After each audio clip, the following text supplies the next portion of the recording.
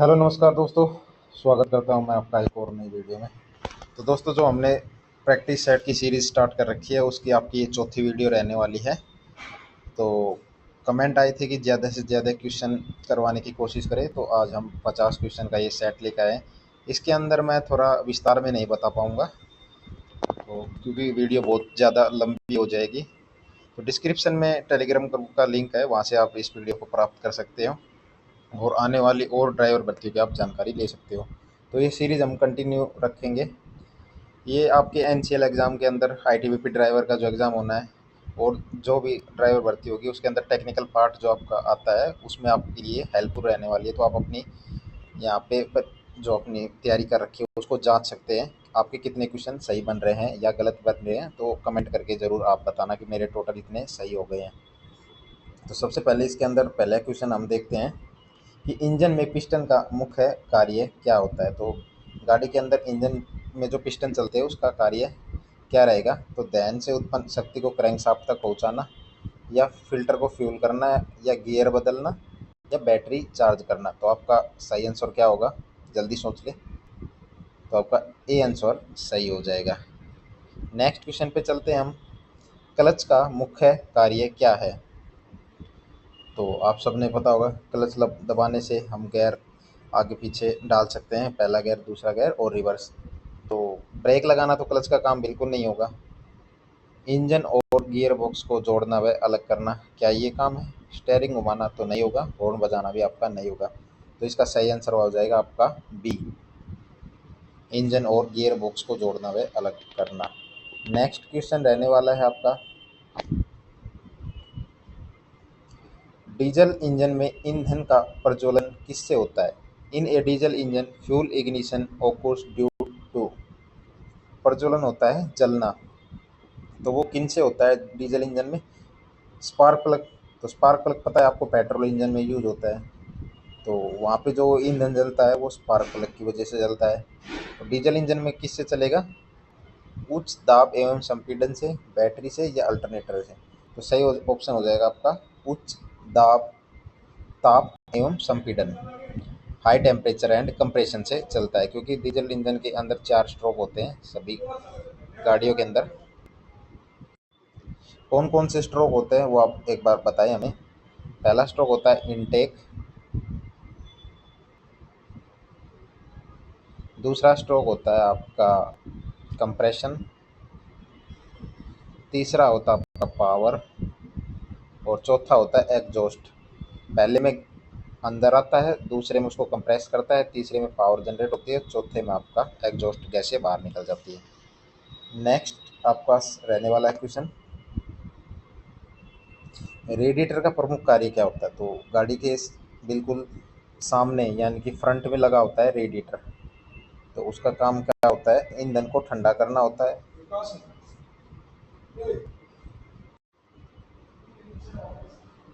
तो इंजन को ठंडा करना, या ईंधन को ठंडा करना, या ब्रेक को ठंडा करना, या बैटरी को चार्ज करना। तो रेडिएटर हमारा क्या करता है, रेडिएटर के अंदर होता है पानी या कूलेंट। कूलेंट क्या हो गया, कूलेंट हमारा अंदर किसको ठंडा करता है, जो भी हमारा सिलेंडर ब्लॉक है उसके चारों तरफ जो सांचे होते हैं उनके अंदर वो इंजन को ठंडा करता है। तो ये क्या करेगा, आपका गाड़ी के इंजन को ठंडा करेगा, ना कि ईंधन को। नेक्स्ट इसके अंदर क्वेश्चन रहने वाला है आपका, वाहन में ब्रेक फ्लूइड सिस्टम में उपयोग होता है। जो वाहन के अंदर ब्रेक फ्लूइड होता है, तो आपको पता होगा कि हाइड्रोलिक ब्रेक सिस्टम में ब्रेक फ्लूइड यूज होगा, एयर प्रेशर ब्रेक के अंदर तो ब्रेक फ्लूइड यूज नहीं होगा। तो इसके क्या पूछ रहा है question, brake fluid is use in which system. तो यही पूछना चाह रहा है कि कौन से सिस्टम के अंदर ब्रेक फ्लूइड यूज होता है। तो क्लच सिस्टम में नहीं होगा, आपका हाइड्रोलिक ब्रेक सिस्टम में, या स्टेयरिंग सिस्टम में, या आपका सस्पेंशन सिस्टम में। तो आपको सबको पता है कि हाइड्रोलिक ब्रेक सिस्टम में आपका फ्लूइड यूज होता है। तो इसका ऑप्शन बी रहने वाला है। नेक्स्ट हम चलते हैं 6 क्वेश्चन पे। छठा सवाल आपको देखने को मिल रहा है, क्रैंक शाफ्ट किस गति को घूर्णन गति में बदलता है। तो ये आपकी रेसिप्रोकेटिंग मोशन को करता है, या सर्कुलर मोशन करता है, या दोलन गति करता है, या रेखक गति करता है। तो इसका आपका आंसर आपको देना होगा। कल भी मैंने वीडियो में इसका बताया था आपको आंसर, तो इसका आंसर आप कमेंट करके हमें ज़रूर बताएं। बैटरी का सामान्य वोल्टेज कितना होता है? तो आप सबको पता है, लाइट मोटर व्हीकल के अंदर एक बैटरी प्रयोग होती है और हैवी मोटर व्हीकल के अंदर एक क्वेश्चन और ऐड कर लेते हैं इसमें। तो इसके अंदर आपकी दो बैटरियाँ यहाँ पे प्रयोग होती है। तो एक बैटरी का कितना वोल्ट होता है? तो 12। और हैवी के अंदर पूछ ले तो 24 वोल्ट की दो बैटरियाँ प्रयोग होती है, यानी कि 12-12 की दो। तो इसका आंसर आपका हो जाएगा 12 वोल्ट। नेक्स्ट सवाल है आपका, एयर फिल्टर का क्या कार्य होता है? बहुत अच्छा क्वेश्चन है। ईंधन साफ करना, इंजन में जाने वाली हवा को साफ करना, तेल साफ करना या पानी को साफ करना? तो इसका सही आंसर हो जाएगा आपका ऑप्शन बी, इंजन में जाने वाली हवा को साफ करना। नेक्स्ट क्वेश्चन है, सवाल है आपका, गाड़ी में काला धुआं निकलने का मुख्य कारण? जो गाड़ी के एग्जॉस्ट यानी मफलर से काला धुआं निकलता है उसका क्या कारण है? तो अधूरा दहन, एक्सेस एयर, कम ईंधन या ब्रेक फेल होने के कारण?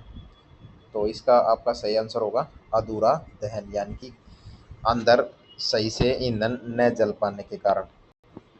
नेक्स्ट क्वेश्चन आपका, स्टेयरिंग सिस्टम का मुख्य कार्य क्या है? गाड़ी के अंदर स्टेयरिंग सिस्टम हमें किस काम में यूज होता है? What is the main function of steering system? तो कंट्रोल व्हीकल डायरेक्शन, गति बढ़ाना, ब्रेक लगाना या ईंधन बचाना? तो आपको आसान सा सवाल है, ये आपका वाहन की दिशा को नियंत्रित करना। नेक्स्ट एक बहुत अच्छा क्वेश्चन देखने को मिल रहा है, टायर में अधिक हवा भरने से क्या होता है? माइलेज बढ़ जाता है? बिल्कुल नहीं बढ़ेगा। टायर बीच से घिस जाता है? बिल्कुल, देखते हैं क्या होगा। टायर किनारों से घिसता है या कुछ नहीं होता? तो आप अपना आंसर सोच लें यहाँ पे। तो इसका आंसर होगा बीच से घिसता है, यानी कि ऑप्शन बी। तो मैं आपको बता देता हूँ, जब टायरों में हवा कम और ज़्यादा में कौन कौन सा हिस्सा आपका घिसने वाला है? तो अगर आपकी हवा ज़्यादा है तो ये बीच का हिस्सा ये आपका घिस जाएगा, और जब हवा कम होती है तो ये आपका साइड का हिस्सा, जो बीच का हिस्सा है इसको हम क्या बोलते हैं? इसको हम बोलेंगे ट्रिड। और ये जो साइड का हिस्सा, हमें जो टायर का साइड का हिस्सा दिखता है, इसको हम बोलते हैं बिड। तो ज़्यादा हवा में और कम हवा में मैंने आपको बता दिया है, ये भी आपको पता होना चाहिए। ये हिस्सा जो हमें दिखता है ये इसको ट्रिड बोलते हैं, और ये जो इस साइड से दिखता है इसको हम बिड बोलते हैं। तो ये भी आपको पता होना चाहिए। नेक्स्ट क्वेश्चन है हमारा, डिफरेंशियल का क्या कार्य है? तो दोनों पहिए को अलग गति देना, इंजन स्टार्ट करना, ब्रेक लगाना, हॉर्न बजाना। तो आपका सही आंसर हो जाएगा, दोनों पहियों को डिफरेंशियल अलग अलग गति प्रदान करता है। ये आप डिफरेंशियल कहाँ पे लगा होता है ये भी आप देख सकते हो। ये गाड़ी में यहाँ पे पीछे रियर एक्सल के पास आपका डिफरेंशियल लगा होता है। तो अगर हम किसी मोड़ पर गाड़ी को काटते हैं, घुमाते हैं, तो ये कभी इस पहिए को चाल देगा, कभी इस पहिए को इस चाल देगा, यानी आवश्यकता अनुसार गाड़ी के पहिए को अलग अलग प्रकार से ये चाल देता है। तो ये पूरी आप डिफरेंशियल की देख सकते हो। नेक्स्ट है, अल्टरनेटर का कार्य क्या है? तो मैं आपको अल्टरनेटर दिखा देता हूँ। ये हमारा अल्टरनेटर असेंबली होती है। तो इसका क्या कार्य रहने वाला है? तो आप ये ऑप्शन देख सकते हो। बैटरी को चार्ज करता है, इंजन को ठंडा करता है, ब्रेक लगाने काम करते हैं, इंजन सप्लाई करता है। तो आपका बहुत आसान सवाल है ये आपका, बैटरी को चार्ज करेगा अल्टरनेटर। नेक्स्ट सवाल है आपका, इंजन नॉकिंग का क्या कारण है? कल भी मैंने वीडियो में इसके ऊपर पूरी बताई थी आपसे, तो वो वीडियो भी आप देख सकते हो वीडियो सेक्शन में, या फिर प्ले लिस्ट में आप एनसीएल की और ड्राइवर की जो प्ले लिस्ट है उसमें जाके भी उस वीडियो को देख सकते हो। इंजन नॉकिंग का क्या कार्य है, कारण क्या है सॉरी? ये आपका ईंधन का असामान्य दहन, अधिक हवा, अधिक पानी या क्लच खराब होना? तो आपका आंसर हो जाएगा इसके अंदर ईंधन का असामान्य दहन। नेक्स्ट क्वेश्चन है, क्लच प्लेट किसके बीच लगी होती है? बहुत अच्छा सवाल है। विभिन्न विभिन्न ड्राइवर भर्तियों में ये देखने को आपको मिलता है। क्लच प्लेट लगी होती है किसके बीच? इंजन और रेडिएटर के बीच, फ्लाईव्हील और प्रेशर प्लेट के बीच, बैटरी और अल्टरनेटर के बीच, डिफरेंशियल और एक्सल के बीच? तो ये आपका आंसर रह जाएगा फ्लाईव्हील और प्रेशर प्लेट के बीच। इंजन ऑयल का मुख्य कार्य क्या रहने वाला है? तो लुब्रिकेशन का होता है, इंक्रीज फ्यूल हो जाता है, क्लीन एयर हो जाता है, कूल वाटर, पानी ठंडा करता है, हवा साफ करता है, ईंधन बढ़ाना है, सरेहन। तो इंजन ऑयल का प्रमुख कार्य ये होता है कि आपका लुब्रिकेशन सही करे, यानी कि पुर्जों को घिसने से बचाए। नेक्स्ट है आपका सवाल, नेक्स्ट हमारा सवाल रहने वाला है गियर बॉक्स का क्या कार्य है। तो टॉर्क और गति को नियंत्रण करता है, या इंजन ठंडा करता है, बैटरी चार्ज करता है, या ब्रेक लगाता है। तो आपका आंसर हो जाएगा टॉर्क और गति को ये मैनेज करता है। वाहन में सफ़ेद धुआं किसका संकेत होता है। तो ये दोस्तों आप एक बार मन में सोचें, इसका सवाल का आंसर क्या रहने वाला है। ये चार ऑप्शन है, पानी या कूलेंट जलना, अधिक ईंधन। तो वाइट धुआं निकलने का क्या कारण हो सकता है। तो आपका रहने वाला है आंसर ए, पानी या कूलेंट का जलना। इंजन का कंप्रेशन रेशियो क्या दर्शाता है। What does the compression ratio of any engine indicate. तो ये भी एक बहुत अच्छा सवाल यहाँ पे हमने ऐड किया है। तो सिलेंडर के कुल आयतन और क्लियरेंस आयतन का अनुपात, इंजन की गति, ईंधन की मात्रा, या पिस्टन का वजन। तो इसका आपका सही आंसर रहने वाला है इंजन की। तो नेक्स्ट हमारा जो क्वेश्चन रहने वाला है सवाल, डीजल इंजन और फ्यूल इंजेक्शन पंप का मुख्य कार्य क्या है। तो इसका आंसर आपका ए हो जाएगा 19th क्वेश्चन का। 20th का आप अपना आंसर दें। पंप का मुख्य कार्य हवा की पूर्ति करना, उच्च दबाव पर ईंधन भेजना, इंजन ठंडा करना, या बैटरी चार्ज करना। तो डीजल इंजन में फ्यूल इंजेक्शन पंप क्या करता है, प्रेशर से आपका फ्यूल को पहुंचाता है। नेक्स्ट है इन वाल ओवरलैप किसे कहते हैं। तो ये एक बहुत अच्छा क्वेश्चन है। वाल ओवरलैप का अगर ये आपका सवाल आ जाता है तो आपको इसमें कंफ्यूज नहीं होना है, आंसर मैं बता देता हूँ। वाल ओवरलैप में दोनों वाल बंद होते हैं, दोनों वाल आंशिक रूप से खुले होना, केवल इनलेट वाल खुला होना, या केवल एग्जॉस्ट वाल खुला होना। तो वाल ओवरलैप में बता देता हूँ। सबसे पहले क्या होता है कि इनटेक और एग्जॉस्ट। तो एग्जॉस्ट सबसे बाद में होता है गाड़ी में। तो एग्जॉस्ट जब होता है उसके बाद ही इनटेक खुलता है। तो एग्जॉस्ट और इनटेक वाल क्या होते हैं कि एक ही टाइम पर ये खुले रह जाए किसी कारण से, तो उसको वाल ओवरलैप बोलते हैं। यानी एग्जॉस्ट आपका स्ट्रोक भी खुला रह गया और इनटेक भी। तो एग्जॉस्ट के बाद तो इनटेक तुरंत होगा, लेकिन ये किसी कारणवश खुला रहेगा और दोनों एक साथ खुले रह गए तो आपका वाल ओवरलैप हो जाएगा। तो इसका आंसर आपका ये होने वाला है बी। तो दोस्तों अगर किसी भी सवाल में आपको डाउट है या कुछ भी आपको लग रहा है कि इसका आंसर ये होना चाहिए, तो आप कमेंट करके भी ये अपनी जानकारी हमें दे सकते हैं। और आपका कोई भी सजेशन हो, सुझाव हो कि आपको इस प्रकार के क्वेश्चन ऐड करने चाहिए, या कुछ भी आपका मन में सवाल है, तो वो ज़रूर कमेंट करके हमें अपना सुझाव दें।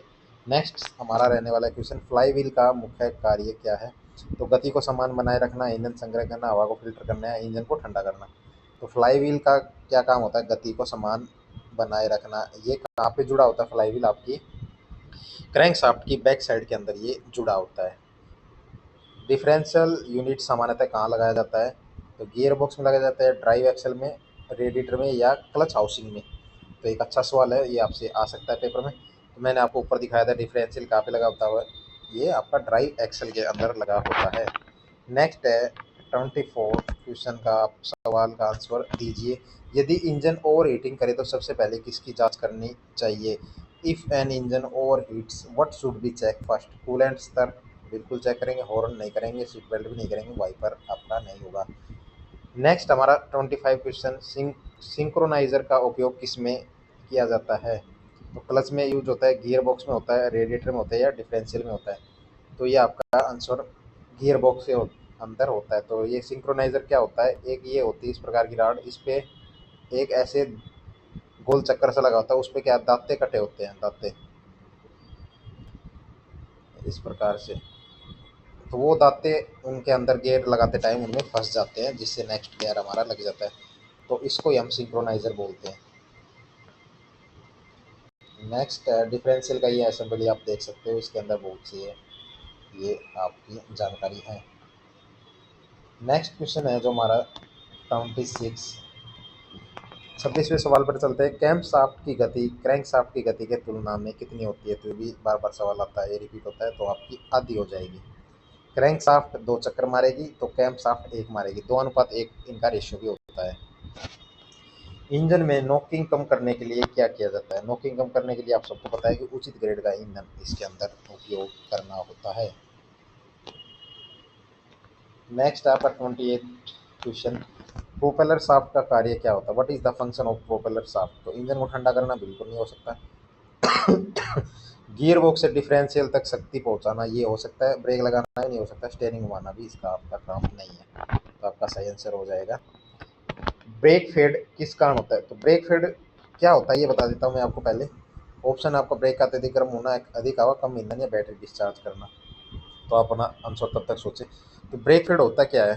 ब्रेक फेड ये होता है कि जब हम बार बार गाड़ी में ब्रेक लगाते हैं तो उसके अंदर हमारा ब्रेक ड्रम गर्म हो जाता है और लाइनिंग वगैरह पर भी उसका प्रभाव पड़ता है। ये अगर हम किसी ढलान पे उतर रहे हैं और गाड़ी में भार ज़्यादा है, बार बार ब्रेक लगाने से उसकी जो क्षमता है उसको प्रभावित होती है और वो गर्म हो जाती है किसी कारण से। तो इसका आंसर भी आपका गर्म में छिपा है, ब्रेक का अत्यधिक गर्म होने पर ही ये आपका ब्रेक फेड होता है। टर्बो चार्जर किस ऊर्जा से संचालित होता है? तो ये भी एक अच्छा क्वेश्चन है। टर्बो चार्जर वैसे लगाया क्यों जाता है उसके बारे में बता देता हूँ। टर्बो चार्जर ये होता है कि ये छोटे जो गाड़ियाँ होती है, छोटा इंजन होता है, उससे ज़्यादा टॉर्क यानी ज़्यादा शक्ति उत्पन्न करने के लिए उसको टर्बो चार्जर को यूज किया जाता है। तो टर्बो चार्जर किस ऊर्जा से संचालित होता है? ये जो हमारी आखिरी स्ट्रोक में गैस एग्जॉस्ट से बाहर निकल कर गर्म हवा जो बाहर निकलती है जलकर मफलर के द्वारा या साइलेंसर से, तो बिल्कुल उसी के पीछे लगा होता है, उसी से ये संचालित होता है। तो आंसर हो जाएगा आपको एग्जॉस्ट गैस एनर्जी। नेक्स्ट हमारा 31st सवाल रहने वाला है, यूनिवर्सल जॉइंट का उपयोग क्यों किया जाता है? तो यूनिवर्सल जॉइंट का भी आपको पता होना चाहिए गाड़ी में कहाँ पे लगा होता है। तो ये हमारा गाड़ी में रियर एक्सल पीछे लगा होता है। ये कमानियों को जोड़ के रखता है, इस प्रकार का एक नट होता है। ये नट नहीं होता, ये उसका पूरे उनको आपस में जोड़ के रखता है कमानी को, इसको लेकिन हम उसको यूनिवर्सल जॉइंट ही बोलते हैं। तो कौन पर शक्ति संचारित करने के लिए, इंजन स्टार्ट करने के लिए, ब्रेक लगाने के लिए, क्लच दबाने के लिए? तो आपका कौन पर शक्ति संचारित करने के लिए, आपका आंसर हो जाएगा सही। नेक्स्ट सवाल है आपका, हाइड्रोलिक क्लच सिस्टम में शक्ति किस माध्यम से स्थानांतरित होती है? तो हाइड्रोलिक क्लच सिस्टम में शक्ति आपकी किस माध्यम से होगी? हाइड्रोलिक है फुल, तो आप एयर तो आपका हो नहीं सकता, हाइड्रोलिक पूछ रहा है तो फ्लूइड ही आपका होने वाला है आंसर। गियर भी नहीं होगा और चैन भी नहीं होगा, तो आंसर आ जाएगा आपका फ्लूइड के माध्यम से। नेक्स्ट आपका 33 वाला सवाल देख सकते हो, इंजन में लुब्रिकेशन सिस्टम का मुख्य उद्देश्य क्या होता है? सबको पता है कि घर्षण कम करने के लिए होता है। अगर वो नहीं, हम इसमें लुब्रिकेशन सिस्टम ही नहीं यूज़ करेंगे तो वो चल ही नहीं पाएगा, वो सीज हो जाएगा। तो इसका इंक्रीज फ्यूल नहीं होगा, टायर ठंडा और मजाना भी आपका नहीं होगा, तो ये आपका घर्षण कम करने के लिए हो जाएगा। एयर ब्रेक सिस्टम का प्रमुख लाभ क्या है? तो ये बाहरी वाहनों में अधिक प्रभावी होता है, बिल्कुल होता है, ईंधन बचाता है, इसका ऐसा कुछ नहीं है। तो एयर ब्रेकिंग सिस्टम ये एक बहुत ही अच्छी प्रणाली होती है, इसमें प्रेशर लीक होने का या ब्रेक फेल होने के चांस बहुत कम होते हैं। क्रैंक केस में नेक्स्ट आपका 35 सवाल रहने वाला है, क्रैंक केस में क्या भरा होता है? क्रैंक केस में अंदर आपको पता है कि नीचे, सबसे नीचे लगा होता है, तो इसके अंदर आपका ऑयल इकट्ठा होता है जब गाड़ी बंद हो जाती है ना, तो लास्ट में पूरे पुर्जों से नीचे आपका बैक है वो ऑयल क्रैंक केस के अंदर इकट्ठा हो जाता है, तो आपका इंजन ऑयल आंसर रहने वाला है। 36 सवाल देख सकते हो आप, स्टेयरिंग जियोमेट्री का उद्देश्य क्या है? तो इसका आप आंसर दें हमें। तो सही आंसर इसका रहने वाला है ऑप्शन ए, वाहन की स्थिरता और टायर के जीवन को बढ़ाना। स्टेयरिंग जियोमेट्री आपका रहने वाला है आंसर। बैटरी में इलेक्ट्रोलाइट सामान्यतः क्या होता है, यानी कि बैटरी के अंदर जो यूज होता है उसके अंदर हम डालते हैं वो क्या चीज़ होती है? क्या सल्फ्यूरिक एसिड एंड वाटर होता है, क्या डीजल एंड वाटर होता है, पेट्रोल एंड वाटर होता है, या खाली जल होता है? तो इसके अंदर सल्फ्यूरिक अम्ल और पानी मिलाकर हम डालते हैं, तो ये आपका आंसर हो जाएगा। इंजन एफिशिएंसी को प्रभावित करने वाला प्रमुख कारक कौन सा है? यानी कि इंजन की क्षमता को प्रभावित करने के कारक कौन सा है? तो सही ध्यान नहीं होगा तो बिल्कुल प्रभावित होगा। ये भी हो सकता है वाहन का रंग नहीं करेगा, हॉर्न की आवाज़ नहीं करेगा, सीट की ऊंचाई ये आपकी नहीं करेगी। एक सवाल दोस्तों और आता है, मैं आपको बता देता हूँ ड्राइविंग बत्तियों में, कि कोई गाड़ी चल रही है तो उस गाड़ी की पहचान हम कैसे करेंगे कि ये क्या है, कौन सी गाड़ी है, क्या है? तो अगर आपको इसका आंसर पता है तो कमेंट करके ज़रूर बताएं, वरना फिर मैं आपको बताऊंगा कि एक गाड़ी की, रोड पे चलती हुई गाड़ी की पहचान कैसे करते हैं। तो आप सोच रहे होगे कि यार ये कैसा है, उसको देख के बता देंगे हम, रंग देख के, उसका नाम देख के? नहीं भाई, इसका ये आंसर नहीं है। मैं आपको बताऊंगा इसका सवाल का जवाब। आप ज़रूर मेरे को कमेंट करके पूछते हैं गाड़ी की पहचान कैसे कर सकते हैं। इंजन में टीडीसी टॉप डेड सेंटर किस स्थिति को दर्शाता है? आपको पता है टीडीसी और बीडीसी पिस्टन दो लेवल में चलते हैं आपके, एक बार अप होता है, एक बार आपका डाउन होता है। तो नीचे बीडीसी आपका बॉटम डेड सेंटर, ऊपर टीडीसी आपका टॉप डेड सेंटर हो जाता है। तो ये सवाल क्या पूछ रहा है? टॉप डेड सेंटर किस स्थिति को दर्शाता है? जब पिस्टन कहाँ पे होगा? पिस्टन इस सिलेंडर में उच्चतम स्थिति बिल्कुल हो सकता है। पिस्टन की न्यूनतम स्थिति नहीं हो तो बीडीसी हो गया। वाल के पूर्णतः खुलने की स्थिति नहीं, ये भी नहीं होगा। क्रैंक शाफ्ट की अधिक होगी तो आपका आंसर हो जाएगा उच्चतम स्थिति को दर्शाता है। डीजल इंजन में इग्निशन डिले पीरियड किसके बीच का समय है? तो ये बहुत अच्छा सवाल मैं आपके लिए लेके आया हूँ। इग्निशन डिले पीरियड ये क्या होता है?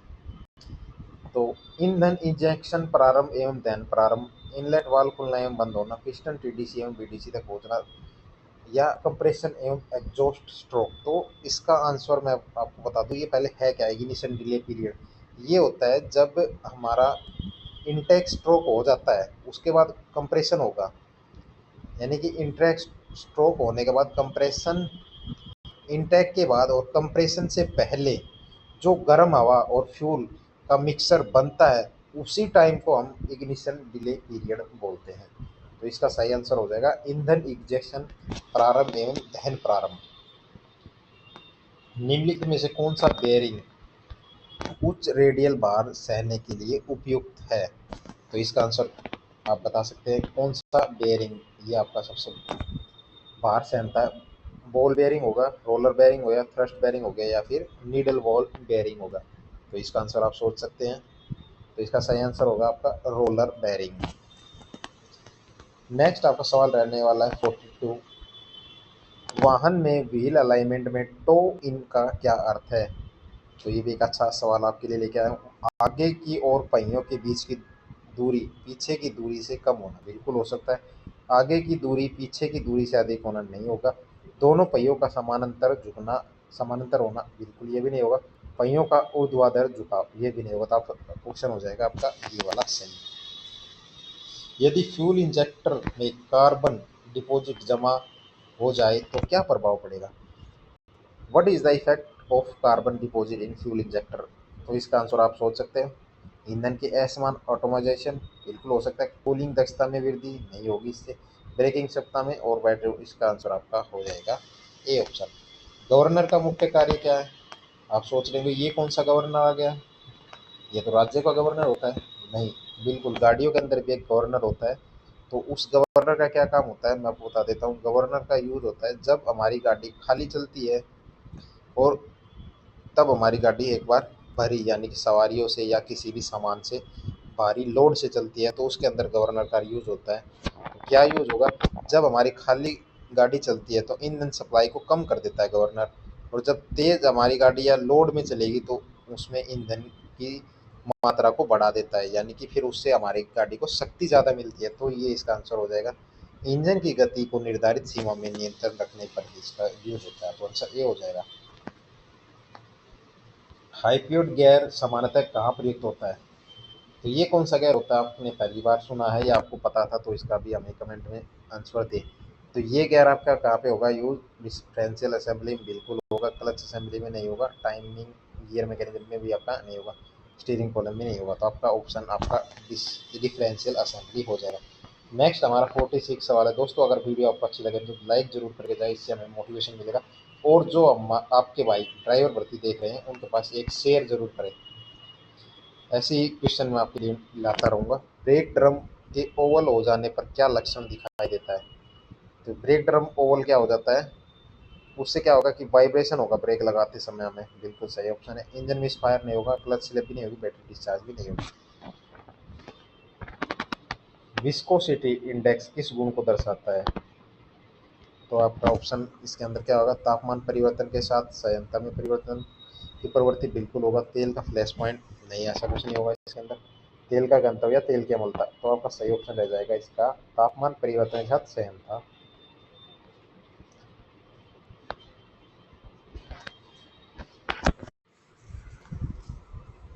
नेक्स्ट आपका 48 क्वेश्चन देख सकते हैं, निम्न में से कौन सा यंत्र गाड़ी के इंजन आरपीएम को मापता है? तो इसका आंसर आप सबको पता होगा। क्या हाइड्रोमीटर मापता है, क्या बैरोमीटर मापता है, मैनोमीटर? तो इसका सही आंसर हो जाएगा टैकोमीटर। टैकोमीटर आरपीएम को मापता है। तो स्पीड को कौन सा मापता है? स्पीडोमीटर हो जाएगा आपका। सेम ऐसे किलोमीटर को कौन सा मापता है, टोटल कितने किलोमीटर चली, तो उसका ओडोमीटर हो जाएगा आपका। तो ये आपको पता होना चाहिए। नेक्स्ट है आपका 49, सेकंड लास्ट क्वेश्चन रहने वाला है। एयर ब्रेक सिस्टम में रिजर्वोयर टैंक में मुख्य क्या कार्य होता है? तो एयर ब्रेक सिस्टम का रिजर्वोयर टैंक होते हैं जो दो टैंक होते हैं हैवी व्हीकल के अंदर एयर रिजर्वायर के, तो उसको संपीड़ित वायु को संग्रह करना, बिल्कुल आपका सही आंसर हो जाएगा। जो वायु को खींच के उसको संपीड़ित करके उसमें टैंक में रखी जाती है, तभी तो हमारा एयर ब्रेक सिस्टम काम करता है। ब्रेक ड्रम को ठंडा करना नहीं, ये आपके ऑप्शन गलत हो जाएंगे। लास्ट क्वेश्चन, इंजन में ब्लो बाई किसे कहा जाता है? तो इसका आंसर आप हमें कमेंट करके बताएं।